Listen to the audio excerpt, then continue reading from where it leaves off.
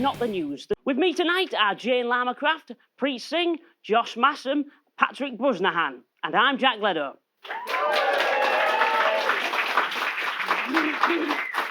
The top story of the week is the royal baby. Prince Harry and Meghan welcomed their new baby boy into the world. It was a miraculous occasion, proving once and for all that a ginger can get laid. Meghan and Harry tried hypnotherapy before the birth. Sadly, no amount of hypnosis could help Harry forget he's related to Prince Andrew. Queen Elizabeth is said to be delighted at the birth of her 8th great-grandchild. Meanwhile, Philip is still convinced that Meghan is the housekeeper. With the arrival of our new member of the royal family comes another debate at whether or not that should still be a thing. Jane, is it weird to celebrate the birth of a child who you'll never meet and who's already richer than all of us? Yeah, it is. It's Michael Jackson weird. Yeah. But on the other hand, we do all celebrate our own children before we met them. And there's quite a good chance they will turn out to be arseholes. A lot of people do. Just because you're pushed out a particular lineage of womb, you know, when they say the baby's crowning, that, you know, it's slightly different, isn't it, with the royal family? Well, judging by the first 72 hours of this baby's life, he's going to have a rough life. I mean, there's been so much pressure on one baby already. I mean, I don't know if you saw in the news, a guy called Trevor Phillips wrote an open letter to young Archie saying, the future of race relations in the UK rests on this baby's shoulders. Josh, anything to add? No, I do. I do. Like Patrick said, I do feel sorry for him because, not only does he have this pressure of all this scrutiny of being a member of the royal family, but he's also stuck with the name Archie. So, I do feel sorry for that as well. Preet, Jane, anything further? I could not celebrate that baby. It was named Archie. I was waiting. They were like, "Oh, the first black royal baby." I wanted it to come out Jamal. That was the bar. Fuck that baby. I mean, it is basically the child of an immigrant living in a house paid by taxpayers' money. Maybe I will celebrate it. Also in the news, this last week, Thursday's local elections. Voters selected councillors for councils across England and Northern Ireland. The big winners on election night were the Liberal Democrats, which was a surprise as even they had forgotten they existed. Now, the Express said the Lib Dems had a night of pure ecstasy. Last time Vince Cable had a night of pure ecstasy, he needed a hip replacement. One of the biggest shocks was that against one of the least popular governments in living memory, Labour actually lost seats. Despite this, Jeremy Corbyn has claimed that Labour can unite our country. Yes, because we all agree that you are useless. Labour fans in. The results were latest in a string of blows for Theresa May. A new BBC documentary shows EU negotiations calling her insane and pathetic, which is the nicest thing she's heard all year. Boris Johnson, former mayor of London, tweeted that he could have proudly voted for the Conservative Party until someone pointed out that there weren't any elections in London. To be fair, it's not Boris's fault. Someone put it on the side of a bus. The common statement from the Conservatives and Labour at the local elections was that their losses came from frustration over Brexit. Josh, is that the case, or have they just been told to fuck off? Yeah, I think people are frustrated, but not quite for the reasons that they think they are. The Tory party. Because I think there was a lot of significance to the fact that the parties that made the biggest gains were explicitly anti-Brexit parties, like the Lib Dems and the Greens. And yet, at the same time, you have the Labour and Tories going, "Oh, they just want us to get the job done." They're not anti-Brexit. They just want us to get on and get Brexit finished. So that's my opinion. Not funny, but it was an opinion. Yeah. I wasn't surprised to see Lib Dems make a massive amount of gains. I mean, where can you go from zero? And there are a lot of people happy in the country, and they happily voted Lib Dem. They went out, they happily voted Lib Dem before going home and cooking dinner for their wife and her boyfriend. I mean, I just I'd forgotten the Lib Dems existed. They're the yellow ones, right? The Lib Dems are so bad, right? Jane described them as the yellow ones. I actually prefer calling Chinese people yellow ones, right? That's how much I hate the Lib Dems. Fuck them. Yeah, I thought it was going to be a lot. Yeah, that just turned into a race rally. I apologise. I'm going to say a lot worse shit, all right? Someone is going to be sacked from BBC 5 Live in the morning. If you want to complain, just write to the BBC. Oh, this is nothing to do with the BBC, but they get lots of letters like that, so they'll know what to do. Defence Minister Gavin Williamson was sacked after a leak during a National Security Council meeting. There are now reports that Gavin Williamson said Theresa May's type 1 diabetes made her unfit to govern. That's ridiculous. Diabetes doesn't even enter into that. Patrick is getting sacked before Chris Grayling, the most humiliating thing that's ever happened to anyone ever. Well, the thing is, with everything in Chris Grayling's life, the sacking is late. Is his sacking the most embarrassing thing that's ever happened? Gavin Williams sacking the most embarrassing thing? It's probably the most embarrassing thing since Gavin Williamson's Instagram. I don't know if you follow Tory MPs on Instagram. I do. I actually do because I want discount codes on new passports. On the evening of his sacking, he posted a photograph of him in McDonald's saying, "We're supposed to be having dinner with a foreign minister tonight, but nothing beats a McDonald's." He sounds like a divorced dad who's been kicked out of his house on Christmas Day. Except divorced dads can't expense their Big Mac. And the thing is, he was sacked. I don't know if you saw, he was sacked because he let leaks out. Leaks about the new 5G service in the UK. Apparently, he leaked secrets about it to a Chinese technology firm, which I don't know how the firm is pronounced. I don't know if anyone has a Huawei phone. A Huawei phone? A Huawei phone? I don't know how it's pronounced. I generally don't know how it's pronounced. I like to pronounce it like someone who's been to a football game for the first time. Huawei!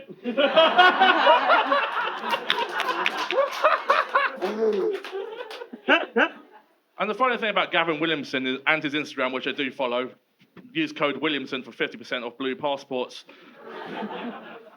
is that what he posts many pictures of his pet spider. He has a pet spider, he loves it to bits, he brings it into cabinet, and you think someone with a pet spider would understand the web. That one's for Radio 4. So is it the most embarrassing thing? No, but it's just a list of many embarrassing things that have happened to this Tory government. Yeah, I don't really have any respect at all for the position of Defence Secretary. Essentially, it's a popularity contest to see who's going to bomb my people. Okay, that is it. Who's got the most drone strikes? I don't know if that's embarrassing, but what is embarrassing is that his successor is the first ever female Defence Secretary that we've ever had. And it's the 21st century, and I think that is pretty embarrassing. Yeah, it is. Yeah. So I don't know how to account for that, apart from we've all got mothers, and when you're a kid and you're frightened of monsters, your mother gives you a teddy bear.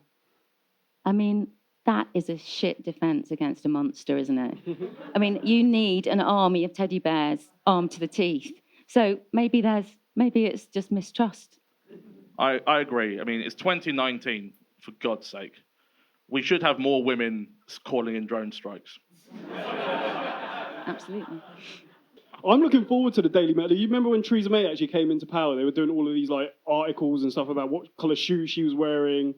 I look forward to, she's matching her Louis Vuittons with the B-15 missile. Tommy Robinson has announced he will stand as MEP candidate in North West England. I shouldn't make fun of it. He's had 2 McDonald's milkshakes thrown at him in just 2 days. 4 more, and he gets a free one. Oh, that's good. Preet, is racism as bad as throwing a milkshake at somebody? You see what's happened here, innit? They were like, all right, we got Tommy Robinson, we need a brown one. This is a diversity quote. They got the woman and the token ethnic on one side. And the incident was huge, wasn't it? It created strange alliances between people. This was the only time on Twitter I saw vegans backing the EDL. Strange alliances, man. That's the only time I've ever seen Tommy Robinson with the look on his face man, I wish I was wearing a burqa. No, being racist is worse. It seems like that guy's milkshake brought all the racists to the yard, so... I've been watching it. I follow Tommy Robinson on Instagram because I want discount codes and balaclavas. Well, he keeps bringing the milkshake incident up, and he's described him now as look out for the milkshake Muslim. He generally says this on Instagram every day, look out for the milkshake Muslim and his brothers, the cappuccino Christian and the smoothie Sikh. Yeah, I think it's ironic that he was covered in a white milkshake, but it does make him look like his dreams for a future Britain. Twitter was a weird place, man, after that incident. Like, on the thing, there was one, like, you know, you get these, like, Twitter accounts, they're all like, fight for white, British Barbie, and all that. I saw one of them comment under the thing, ooh, delicious. I'm like, wait, hold on. Since when is strawberry milkshake over gammon nice? Fuck you, that was a good joke. There was sympathy for a racist. Everyone, oh no, Tommy. Our first game is called Shut Up Snowflake. Apparently, today's youth are amongst the most easily offended of all time. We're told this by people like Piers Morgan, who called millennials Generation Snowflake, before having a meltdown about sausage rolls. In this game, the panellists will be asked questions about a seemingly innocent thing, which was recently in the news. They will have to guess why this thing was deemed offensive. Why was a Marks and Spencer sandwich called offensive? Why was a Marks and Spencer sandwich called offensive? Instead of white bread, they accidentally used white privilege. Well, the sandwich wasn't just offensive, it was M&S offensive. Was it £300? Because it was an M&S sandwich. Marks and Spencer's is quite cheap, isn't it?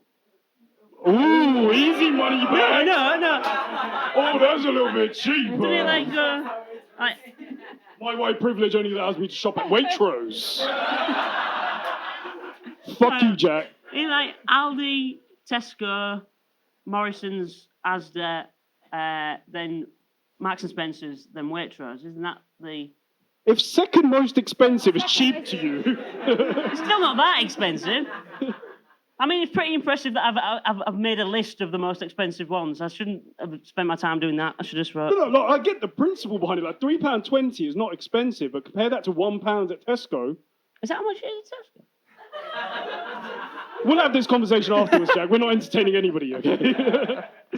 Was there a typo on the packaging? It said it was an S&M sandwich. Fuck! Knew I should have got that one out earlier. Thank you for stalling for time, Preet, for that. Thank you. I actually saw I bought a cheese sandwich in Marks and Spencer's. It said cheese sandwich, and underneath it said new recipe. True. It's because of their new LGBT sandwich. That stands for lettuce, guacamole, bacon, and tomato.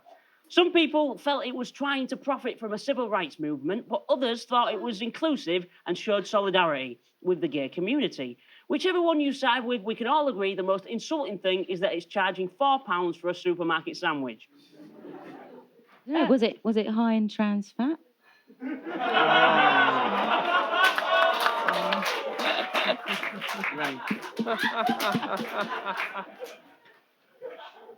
Why was an airline safety card thought to be offensive? Why was an airline safety card, the thing that goes above the seat, why was that deemed offensive? The thing is, the safety card had an expiry date. 11th of September 2001. Go again, I'll come another one. 20 years ago. Did it say, in case of emergency? Oh, forget it. Go on, In case of emergency, forget it. That was it. That's what I was saying. All right. Yeah. Patrick just mansplained her own joke to her. She's like, yeah, I know, yeah. And Jack's It happens to me a lot. I'm not fucking around, relax. Do you guys... Well, it was controversial because it was found on the Malaysia Airlines flight. Wow, you guys really do not like airline humour, do you? Name one person on that flight, and I'll never tell that joke again. This is a sensitive topic. Who wrote? Ed, did you write this topic? This is sensitive, man. Airport security for me. This is generally true, and I've gone off on a tangent here, soz. But I was going to Berlin, and there was a German Shepherd, ironic, by the security thing. They got me to take my shoes and stuff off. The metal detectors didn't even go off, so I was like, okay, fine, I'll take my shoes off. And I walked past the dog, and I swear down to you, just started barking at me. That's the story. It's like they're trained to smell like curry. They're just in their training camps, just like, okay, this is like turmeric. You know, it was free to get in, all right? What do you expect, my A material? I've always found airports fine. Never any issue. Please walk this way, sir. Would you like to be bumped up to first class where it's safe? Thank you. I'm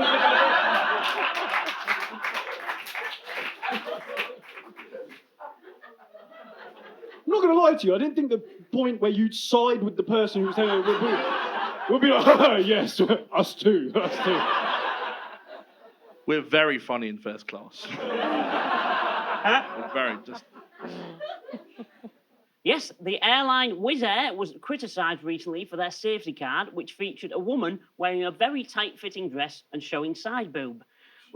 We can see how offensive that might be, but it's not as bad as the bloke in the seat on 4C with his cock out. I'm sorry, if there's one way I want to die on an aeroplane, it's looking at side boob. I thought you should say with your cock out then. Would have been funnier. At the end of that round, the points go to brackets whoever you think was the funniest, close brackets. I think at the end of that round, I'm going to give the point to, I think Jane gets the point to that round, end of that round. Ow. Jane, yeah.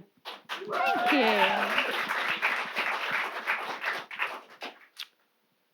Moving on to our next game. In a world where absolutely no one ever changes their mind, it can be hard to ignore evidence which makes you wrong. In this game, our panellists will state something they believe in, followed by a fact which directly contradicts that belief. They then have to say how that fact actually supports their belief using the most twisted logic possible, because being right doesn't matter. The winner will be decided by you, the audience. First up is Preet. All right, so my fact is, I'm against Brexit because as a young person, it's likely to have a negative impact on my future. However, there is evidence to show if Brexit was to happen, house prices fall down, and I'll be able to afford my own home. It's logic, right? If you cancel Brexit, that means there's going to be less Peters from Warsaw and more Garys from the council estate. And I don't know about you guys, but I'd much rather compete for a house with Gary on benefits than Peter with a work ethic and a saving strategy. I'm too British now, man. I'm too British to compete with that immigrant mentality. Like, Peter will hold down 3 jobs and have porridge for breakfast once every 3 days. I sit at a desk for 6 hours a day, and I need at least 7 chai tea lattes to get through it. Don't want to change that lifestyle. Home ownership is overrated anyways. I've never, ever been chilling with a middle-aged man and he's gone, do you know what I wish I did in my 20s? More debt. And I'm not ready to own my own house either. I'm not ready. Just not ready. I still need my dad to change my light bulbs. That was the dying of sexual interest in a woman there. I was like, I don't change my own light bulbs. She's like, and I'm dry.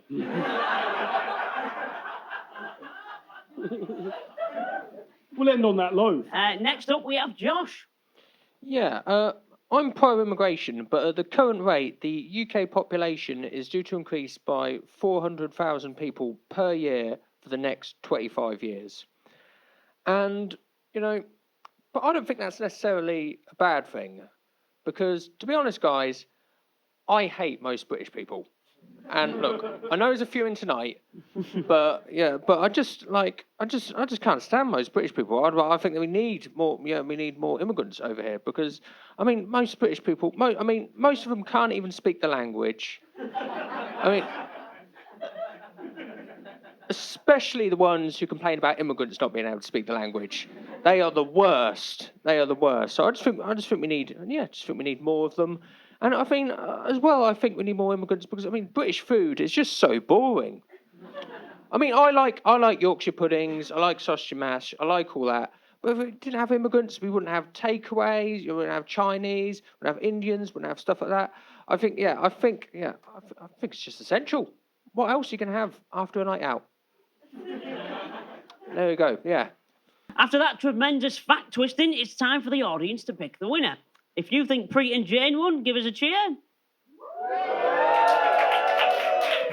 If you think Patrick and Josh won, give us a cheer.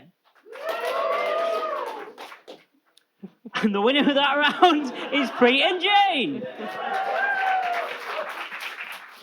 Our next game is called No News is Fake News. Fake news came to prominence during the 2016 presidential election, where the fake stories spread on social media included one which said Hillary Clinton was running a paedophile ring and another which said Donald Trump can read.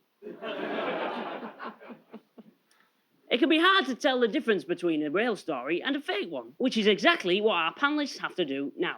I'm going to read out two headlines, one of which is real news and the other is completely made up and fake, and was spread on social media and people genuinely thought it was real. So, here we go. A pregnant mum's bathroom overflows with poo every time her neighbour uses the loo, or a woman has sued Samsung after getting her phone stuck inside her vagina. Discuss. The phone in the vagina, I understand, right? It's got a vibrate function, you're desperate, I don't know, right? But what relevance does the other headline have that she's pregnant? Pregnant mums. Yeah, Like, exactly. What is like your neighbour's poo going to start coming out of your toilet and you're going to be like, oh, well, at least I'm not pregnant. What did she sue Samsung for? After getting her phone stuck inside her so she obviously put her phone inside her vagina and then she sued Samsung for that. Right. Sued them for what? Like not making them bigger? Like, Did the vibrate function not work or something? I don't know. The thing is, no one ever texted her. Imagine though, if that happened and your mum FaceTimed you. Now you know what it feels like, Mum.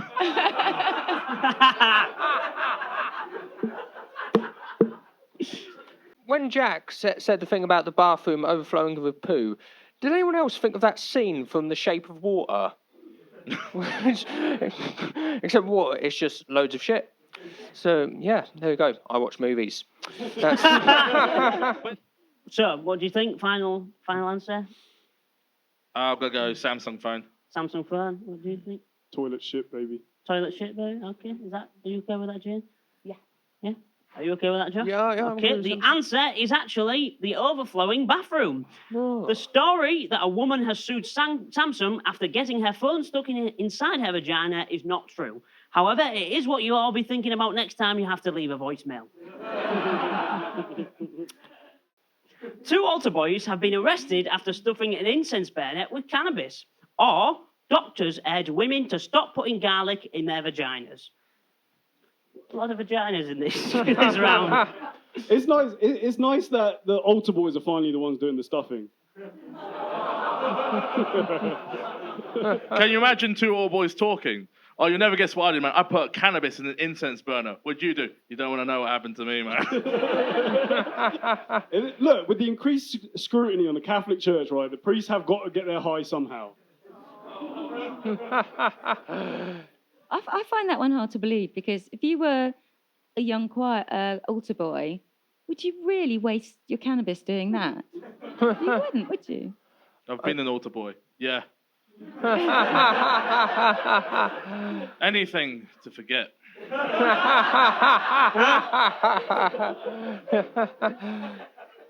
Where are we? All right.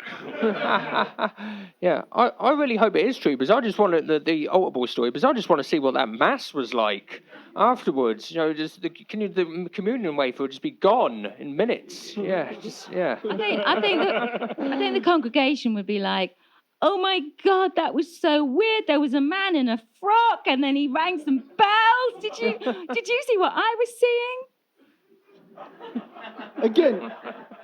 Again, I feel like the devil's in the detail here. Like, was it a church in Rome or was it Jamaica? Yeah, man. And on the other stories, like, imagine going to the doctor, like, why have you shoved so much garlic up your vagina? I was trying to get the phone out. At culinary school, they tell you to put garlic in everything.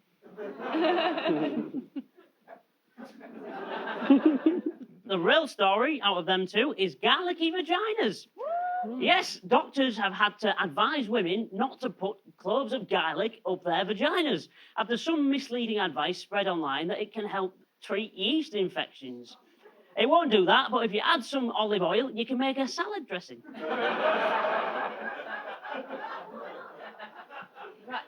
Jack, just quickly here for a second. By a show of hands, who's actually done this?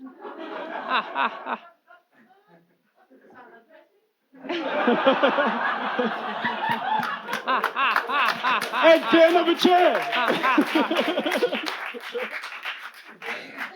And now on to our final game of the night. The internet has changed the world, and one of the things it's done is show us what everyone else is thinking.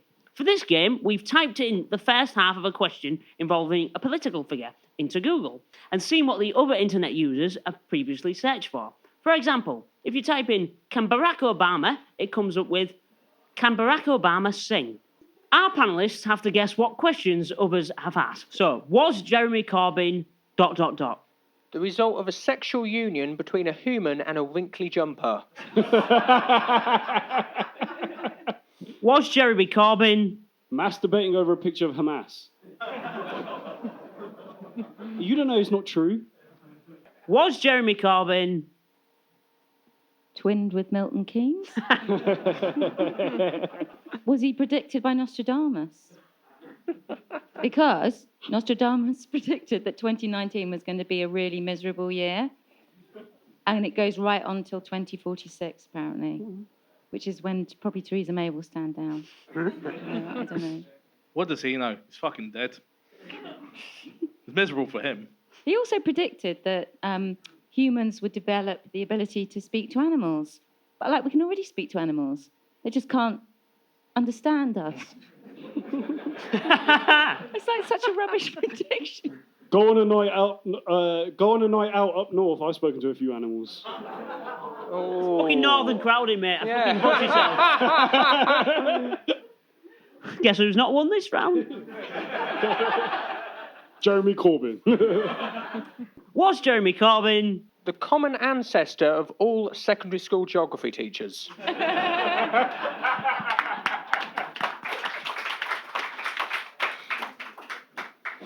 funny but incorrect? The correct answer is, was Jeremy Corbyn a member of Hawkwind? There's a rumour that Jeremy Corbyn once played bass in 70s hard rock band Hawkwind.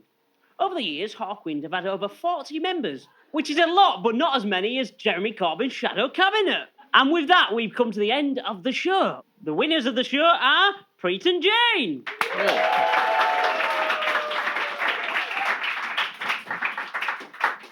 Give it up for all your panellists you've seen tonight. Preet Singh, Jane Lambercraft, Josh Masson, and Patrick Busnahan. I've been Jack Joddo, and join us next week for This Is Not the News.